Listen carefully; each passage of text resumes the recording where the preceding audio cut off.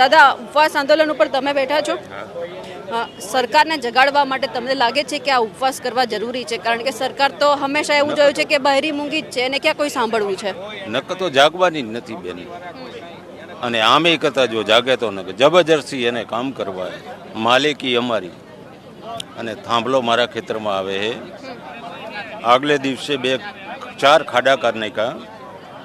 એ ખાડા બોરી અને બીજી જગ્યાએ કર્યા. બીજી જગ્યાએ કર્યા. મેં કીધું આ ખાડા કાં તમે ચેન કરો? તો મને કે તમે તમારું કામ કરો, અમે અમારું કામ કરી. એમાં તમારું કાંઈ હાલશે નહીં. નથી વળતર કે નથી કોઈ વસ્તુ.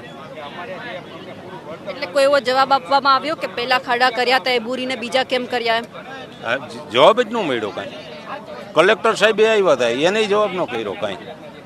કલેક્ટર સાહેબ અહીંયા 1.5 કલાક થડ ઉપર ફર્યા, પણ જવાબ ન આવ્યો કાંઈ. કોઈ વસ્તુનો જવાબ નથી આવ્યો.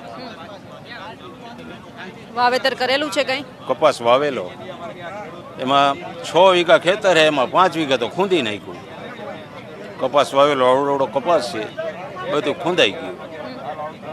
કાંઈ રહેવા જ નથી દીધું.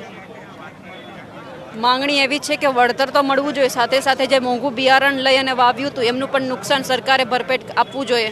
તો આપવું જ પડે ને બેન, પણ હજી કોઈ જવાબ જ નથી. કંપનીવાળા એક તો અમને પોલીસવાળા ધમકાવે, પોલીસવાળા મારે ને કંપનીવાળા ઊભા પર દાંત કાઢતા હોય.